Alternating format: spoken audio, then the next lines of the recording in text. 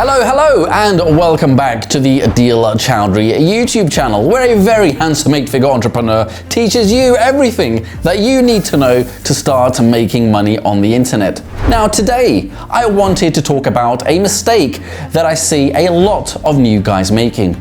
Now, unlike my pee-pee in the bedroom, this is a very big problem.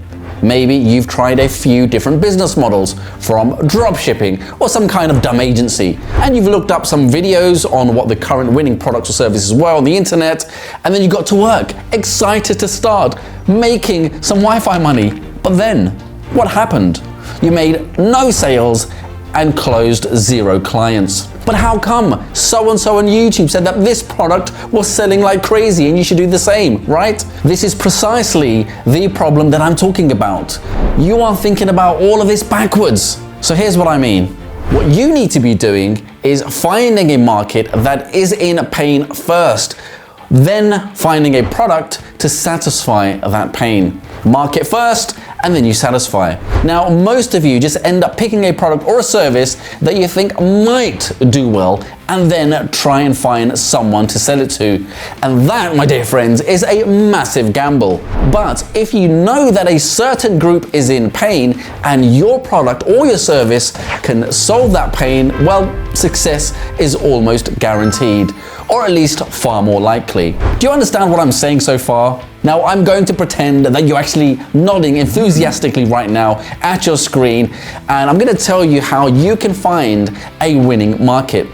Now, I know Hormozy has his own formula for defining a winning market which you can use, but here's my 3-point checklist. They must be in a lot of pain or have an extreme passion for something.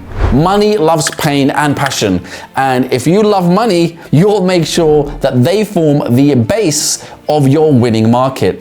Now, if you're not sure if a market fits this criteria, go and search it on Reddit. If there is a whole community on there with people complaining or raving about it, then that's a great start. Take note of what kind of struggles or terms that they're using so that you can copy them when you start selling yours.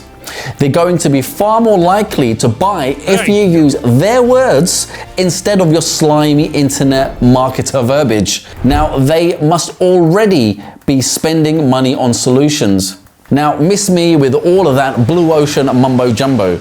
If nobody else is selling products in that market, then it's probably a bad market. And that's not a gap, it's a red bloody flag. You only want to go after groups who are already spending money on such solutions like yours. Go on Amazon and search through your topic. Are there loads of other products there with thousands of reviews? If so, that's a good sign. And that means people are spending money in that market. Now, you don't have to be selling something on Amazon or even a physical product. You just need to verify that money is moving around in that niche. Do not reinvent the wheel here. Are there a lot of them, and can you find where they hang out? If there are only 50 people in a market, then that's not big enough to make any serious money. Now, I ran into this issue with my very first ebook on underwater blindfolded basket weaving, and it did not perform well. But that's not the only thing that you have to be careful about. If there are millions of people, but they all live underground in caves without internet access, well, you're going to have the same kind of problem. You need to make sure that there are enough people who are all capable of seeing your offer. Something a lot of beginners trip up on. If you have access to Facebook or Google advertising tools, then you can look up how much traffic certain search terms have and how many people fit into a certain category. And if they're on Google or Facebook, you can definitely sell them something. Well, that about wraps up this video. Remember, if you focus on the market first, you'll outperform 99% of your competition who are just trying to jump on the next train of the next trendy product. And can you do me a favor and give me a clap? That's right, comment and like for the algorithm, please. What's that? Oh, that's you clapping.